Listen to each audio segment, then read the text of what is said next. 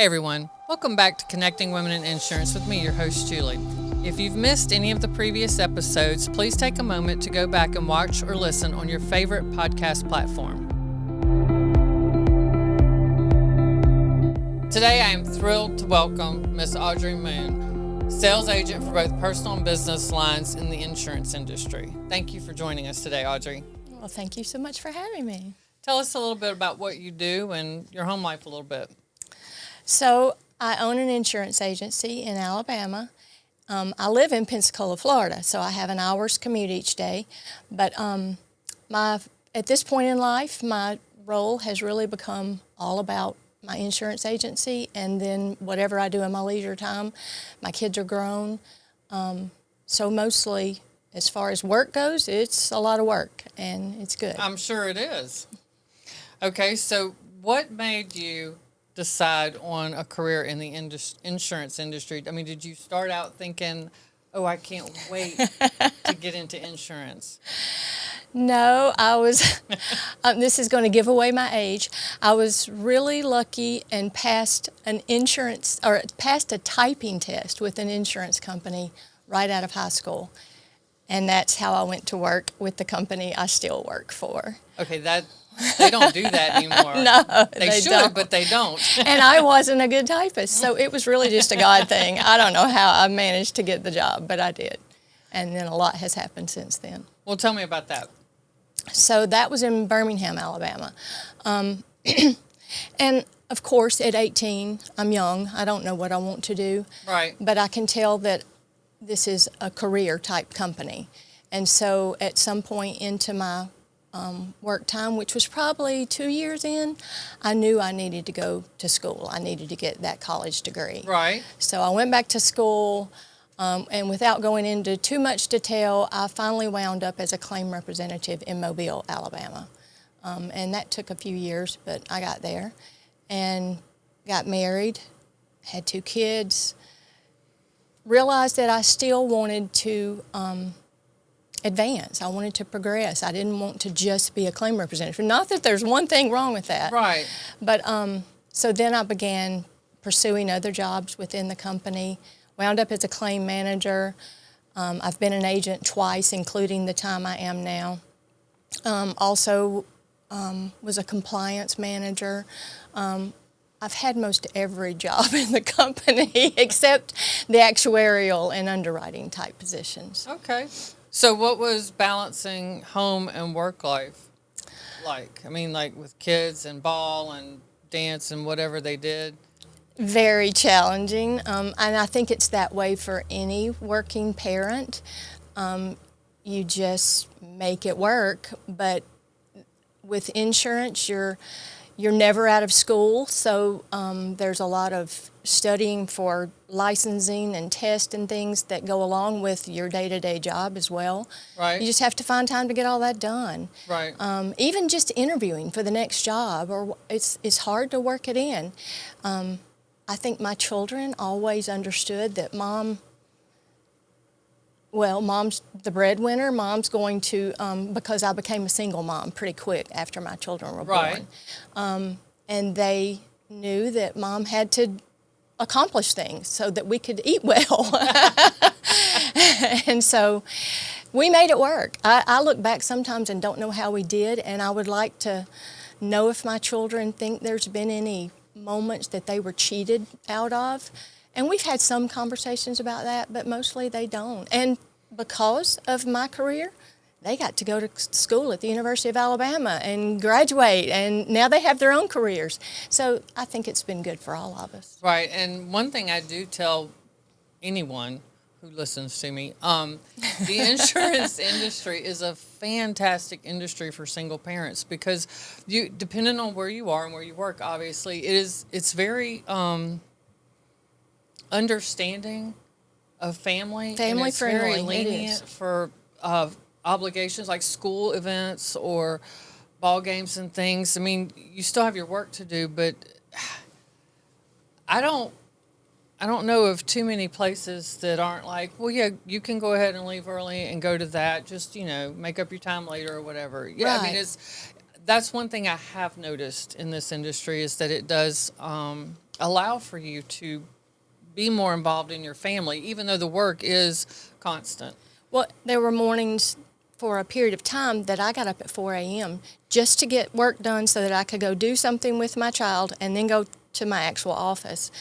And you just make it work. Yes. But the reward by getting to be with my child was definitely worth it. Oh, yeah. But it wasn't like they were just handing me the time either. I still had to do the work. Oh, yeah, yeah.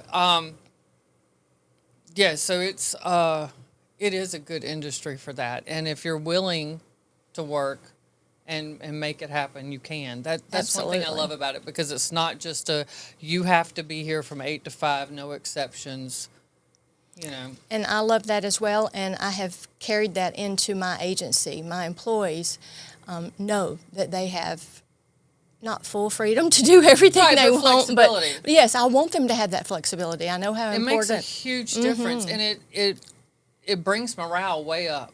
I hope. Way up. And you'll find that employees are much more loyal to a company that is willing to accommodate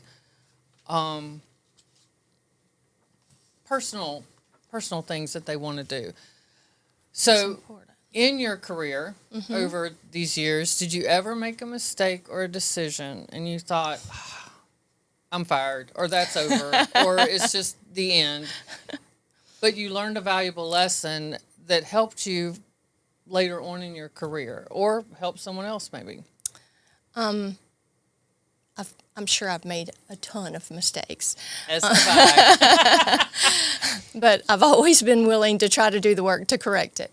And at one point, in a family situation, I think I still think I made the right decision, but I actually left State Farm for just a very brief period.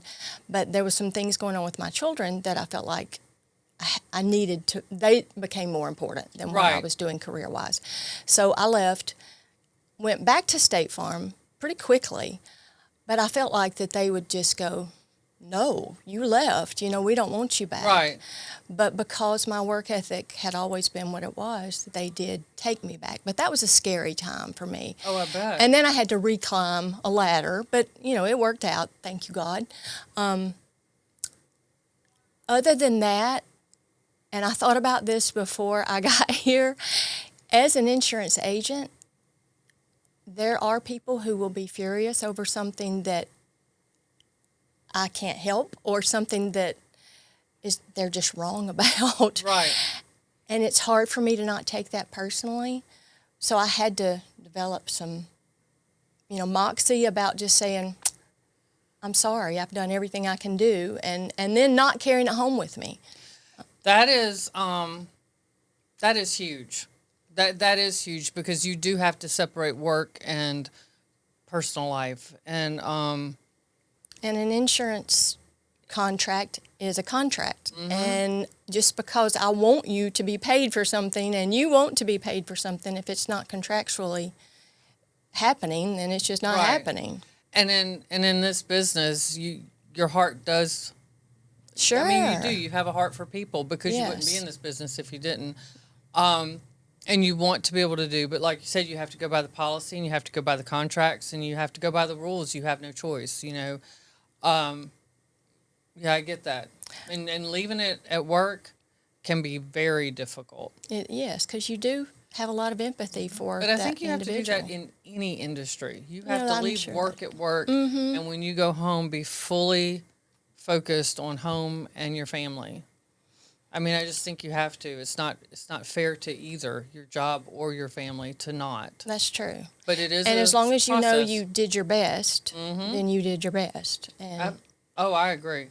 Okay, so who was or is the most influential person in your life or career, or career, and why? Jesus has gotten me through more than any person that is not a God entity. My parents always supported. Well, I was raised in a virtually it was just a poor situation. We had no Right. money. But my parents knew that I had potential. I don't know that I really knew that they knew that at the time, but they just kept saying, you need to do this, you need to do this, and I would try things. And actually, when I was 14 years old, there was I just went to work with my mother, and because I had nothing to do during the summer, and a person that saw me volunteering, because I was just there for fun, but I was really trying to help her. She was doing a summer school course for some students that couldn't read, and I had fun at it. And so after the summer was over, that person went through my mother to hire me for an after-school job. Nice. So that was kind of the first time that I realized, oh, if you just show up and do something, yeah, and try, you're going to have some potential. So that was maybe the first step in learning that I could make a difference, and it's just grown from there. There's so many people who have helped my journey. You know, just a person that maybe who had been through something like what I wanted to go through, that would be a mentor for me, although we didn't establish it as a mentor relationship. It just wound up being. There's so many good people in the insurance industry who will help propel you to your goals. They really are, and that's been said by others on here. I mean, it's true. I've had more people be kind to me and help me and give me advice and take time out of their busy schedules than not, you know. And I don't think anyone has ever denied helping me. I mean, they may say, I'll have to get with you next week because I'm tied up. But, you know, that's one thing I do love about this industry. But then they see what you're capable of, too. They wouldn't do it for just anybody. They do it for people who are trying. Right. And you do have to be putting yourself out there and working towards something. I have a friend who says, and I agree with this, I'll give you a hand up, but not a hand out. Exactly. That should be our national motto. You're right. So what advice would you give to women listening who want to forward their career, no matter what the career is? Like if they're stuck in general, what advice would you give them to maybe move forward or to get over a hurdle? So if a person is stuck, one, research. What is it you want to do?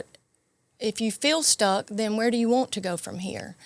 And then two, whatever that is, and it may take a little while to figure it out, but whatever that is, just start doing it now. Even though you don't actually have the job, go ahead and start doing it. You've done the research. Start, living the life, or start applying for that job, or whatever it takes to get to that next. Or take a course, or yes. Or follow along with somebody, volunteer in the same place. Yes, volunteer, exactly. I've never had anyone turn down extra work from me.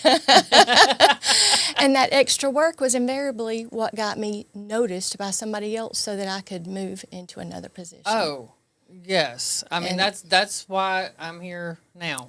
Oh, I mean, like, wonderful. seriously, it's that you're right. If you will put forth the effort, gee, that's what you have to do. You well, just I would gotta love step to into hear it. your story about the courage and the knowledge it took to do this, have this. Well, and Jeremiah can attest to this. It's been a process to even be on camera. So it's that's a story for another time. But that's great. Okay, so I'm going to ask you a series of fun questions. You got to answer quick. Oh, cool. Okay. So there's nothing to think about. Just answer. So, what is your favorite hobby or pastime? Ooh, I have lots. Biking, hiking, traveling, walking, reading, hanging out with my family and friends. Yeah, that ought to pretty well What do you like cover to it. read? This is so crazy. I never would have dreamed me being this person, but I love historical fiction because I'm getting a lot of actual history in a good story. So, and I really enjoy the history. So that's always my go-to. Nice. Okay. What's the best compliment you've ever received, personally and or professionally? Well, I did get told recently that I don't look my age by someone I didn't even know. And they just saw my date of birth and they went, "What?" And they said, you don't look like you could be that old. I'm like, okay, hallelujah. So that was really the best one lately. But when I was a claim representative, I took it personally when I had to tell people that's just not a covered loss. Right. So I really did my research. I wanted to be sure I was quoting the right part of the insurance contract, that I knew what I was talking about, and I tried to say it as empathetically as possible.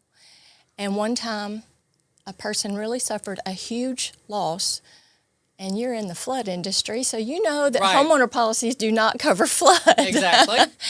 And this guy really wanted it to be covered, and it just wasn't. Right. So when I explained it all to him, he said, I don't like what you're telling me, but I've never heard anyone give bad news better than you just did. And I was That's like, an awesome compliment. oh, it was wonderful. I mean, I don't know the person's name, but I just could have kissed him at that moment. It was like, well, thank you. I didn't know I had that in me, because it was really hard. Yes, it is. But- That is a great compliment.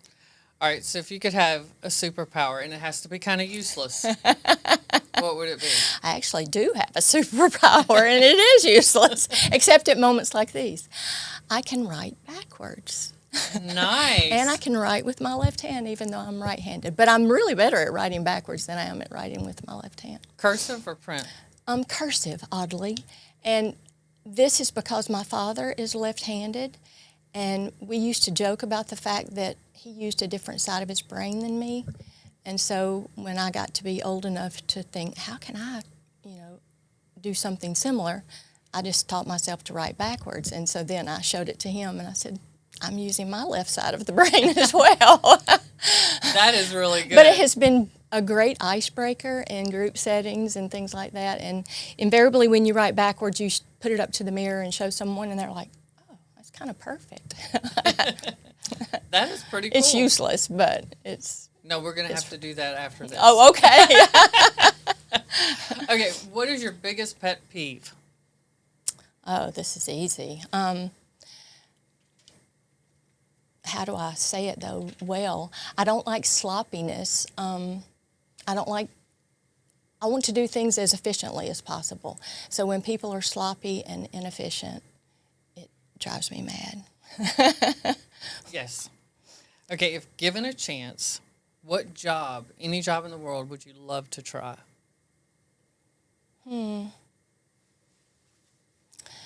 During the brief time that I left State Farm, I didn't know if I was supposed to say the company name or not, but I just said it if I wasn't. I thought I would become a teacher because I had small children. That's why I went back to State Farm pretty quick, because I did not want to become a teacher. Understood. I come from a family of teachers, and I am not one, and there's a reason. So I thought that might be a job I would want, but no, it just sent me right back to insurance. It takes a very special person to be a teacher because they are underpaid and underappreciated, and they work there's so a lot hard. of work, and there's a lot that they want to do and can't do, be it because of resources or whatever. And just having seen it from the inside, it's not that I wouldn't want to do it. It's just I think I would my heart would get way too involved. I don't know if I could take it. I agree, totally. And The kids are ultimately- amazing. It's the job itself. Teachers should be recognized more and should, be and paid more. Paid better, in my opinion. I totally agree. So what job would you definitely not want to do? Well, there you go. But this always pops into my head if I'm talking about things like this. Really good friend of mine, if she ever listens to this, she'll know exactly where this came from. She worked somewhere in North Alabama at one point, and there was a job. Well, she was a a social worker. Right. And there was a person she was helping, and their job was a chicken hanger. Yeah. And they helped process chickens and hang them. So I guess you could get chicken breast out of them or whatever you're Right. trying to Process them. Yeah. I'm like, okay, I don't want to be a chicken hanger. No, no. I mean, I have chickens, but Oh, do you? I chase them sometimes around the yard. But no. Have yeah. you ever hung one? No, no. We did try to years ago. This one we tried to process, and oh God, he was a rooster that just become so mean. I mean, he was attacking everything, and we had to do what we had to do. And so we're like, well, we don't want to just waste. I mean, the whole point was to have meat. So we were processing it. I had my husband at the time go out and do what he needed to do. And he said, well, what do I use? And I said, well, the meat cleaver. Well, he got the vegetable cleaver, Oh, dear. which is flimsy. And he said he had the chicken or the rooster and laid it down, and boing, and it just bounced off. And the rooster looked at him like, what is wrong with you? Just took off running. Oh, that is hilarious. Anyway, I came home and he's like, what is wrong with you? I'm like, you're the one that got the wrong thing. So Did the anyway. rooster eventually die? Well, we did have to get rid of him because he was just so mean, you know. But God, that was so funny because both of them looked at each other shocked, and then I come home and he's chasing this rooster around the backyard. So anyway, Oh, dear. comical. So what is your favorite season of the year? Oh, wow, right now. Spring. It's perfect. I love spring. We have had a great spring. We have, and hopefully it will last a little longer. Yes. So you've done pretty much everything there is to do in insurance, with the exception of flood and underwriting. But where do you see the next leg of your journey taking you? Oh, well, I'm going to continue to work until my body just doesn't want me to anymore, and then I'll retire. You know, I just don't want to retire right now. I Right. still enjoy what I do. What would you want to do once you retire? Just more of what I already do. I really, you know, the hiking, biking, traveling, I get to do all that now. You know, no offense to my beautiful children, but once children do leave the nest, there's a lot of free time, even is. as a working person. So I get to do a lot of The what stuff I would you like just, to do, yeah. yes. And some days, you know, I'll wind up at home for a day or two for some reason, and it's really just boring. I don't want to be at home. It's never boring at my house. No. No, not with the farm. Yeah. Interesting. Then maybe I'll get Yeah, a farm. you can come over and try to And I'll keep, come help try to you. keep the horse out of the house. That would be nice. Oh, dear. Not kidding. She That's hilarious. She opened the screen door the other day and was going to let herself in. I'm like, no, ma'am. Oh, that's funny. It's- Would she have it's funny fit 'cause through it's the not door? you. Is she still trying? She's always trying something. That's hilarious. You yeah. have a zoo, not Oh, just a it's- farm. It is. My daughter sent me a video. She actually put it on, what are those things? Instagram, TikTok, something like that, Jeremiah? Okay. Well, she put it on one of those. Hope, she was looking everywhere, couldn't find her, was panicking. And Joy, the other horse, wasn't saying a word. And she finally found her. Hope had locked herself in a stall in the barn. Nobody knows how, because the door was locked. Amber keeps it locked, so Hope unlocked the door and went in and pulled the door back on herself and got it stuck. Wow. And was just in there waiting for somebody to come get her. I mean, they are always into something. That's Funny. amazing. It's like having bad little 5-year-olds around. That's really cool. Yeah. Again, because it's not you. You don't have to have a farm. I'm not going to take too much pity on you. But so where would you like to go? Like a bucket list place you want to travel to There's that lots. you've not been? The place that I really do want to visit, but is going to be very difficult just because of the time involved, is Australia and New Zealand. Oh yeah. That if I did them both on the same trip, which would make sense since it's so far from here, it would take weeks. So, yeah, that will be something I hope New I Zealand get to do. is beautiful. One of a friend of mine, he went, and actually he loved it so much that when he was there, he rented a storage facility and bought a van there and converted it. Because he said anywhere there you can just pull over and sleep or whatever. Like, you don't have to be in like Walmart parking lot. And he converted it to like a little camper. Mm-hmm. And has it stored there for when he goes back. And he went back again this last year and used it to travel around. And he had me on his Google pictures or whatever. And oh my goodness, it's gorgeous. You really need to go. Yes, I really want to. You really do need to go. All right. I think that's where The Hobbit was filmed. Oh, I'm not sure. I think. Anyway, I want to go. Yes. Okay, keep talking. It is gorgeous. I mean, the pictures he sent were just breathtaking.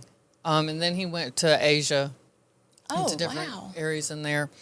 But anyway, so final, we're kind of closing it out. Is there anything maybe like you want to say or a question you wish I would have asked you that I didn't?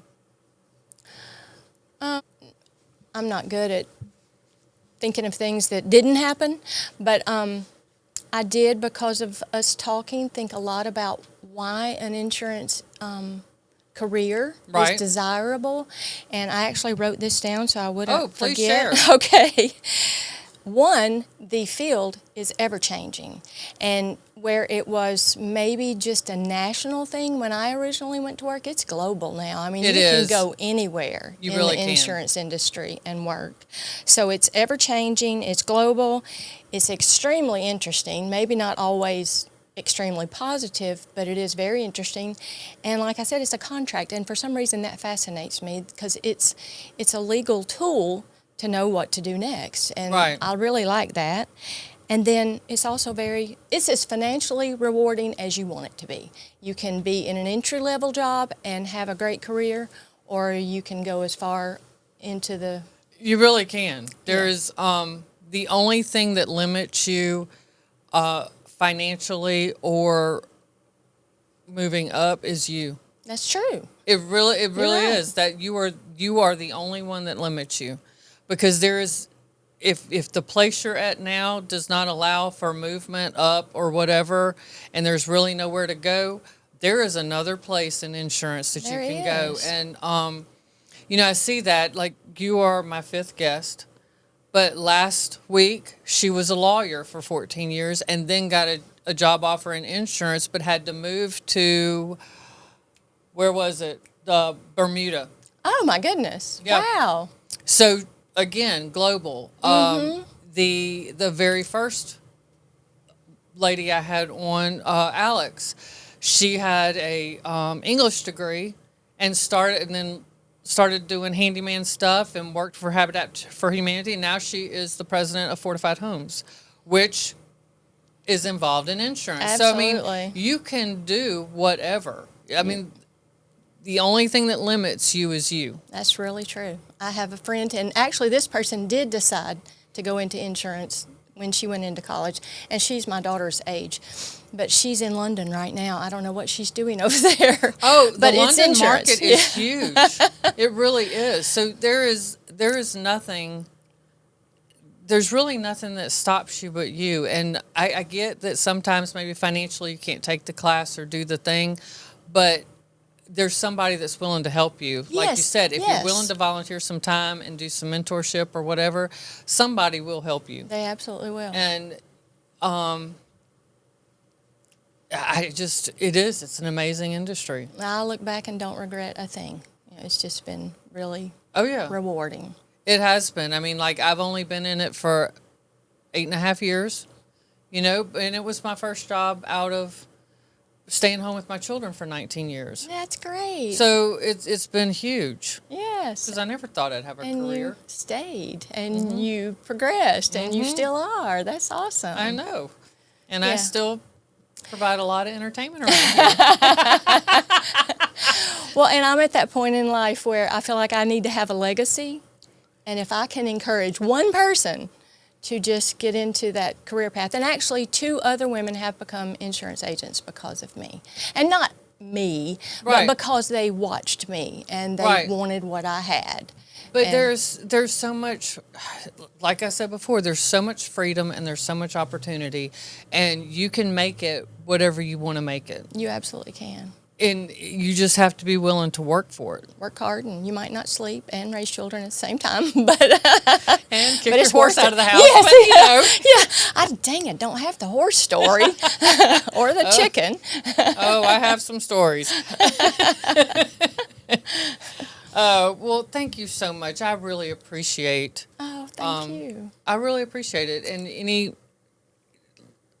anytime you want to come back on, just let me know, because I Oh. love this. This was fun. Well, I was thinking when we spoke earlier that I do know a couple of younger insurance professionals who might be somebody you'd want to talk to. So that could be Oh, I'm a connection. yes. Because this is important. I think It is it's really important, good. and I want people to be encouraged, and I want people to realize that obstacles are just for a moment. You Yes. know, it's you look at it like I do a thing on the Facebook page, Motivational Monday, and I'll get this, and the one where the cat is in the crate, but the lid's off of it, and it was like, you know, sometimes you just, the easy solution is right there, you know, and sometimes it is, but how do you work around your obstacle? And it's like the saying, you can't see the forest for the trees. Mm-hmm. Sometimes you got to step back and look, and that's kind of what I want this to be, something that triggers somebody and encourages them to move forward. And don't if let they the have, fear stop you. Oh, Don't no. let the I can't do this stop you. Do it. It's right, so step out worth and do it, because it's a very forgiving industry. It is. You're I right. mean, it really is, because you almost can't mess it up completely, it's just because people are willing to help you. Right. You know, so I really appreciate you thank helping you. me and coming on this podcast and taking the time out of your The busy courage schedule. for you to do this is remarkable. Thank you. Well, that wraps up this episode of Connecting Women in Insurance. I hope you enjoyed it as much as I do. Audrey was a real treat to have on. If you will, please like and subscribe to our channel so you don't miss the upcoming episodes. Have a good week.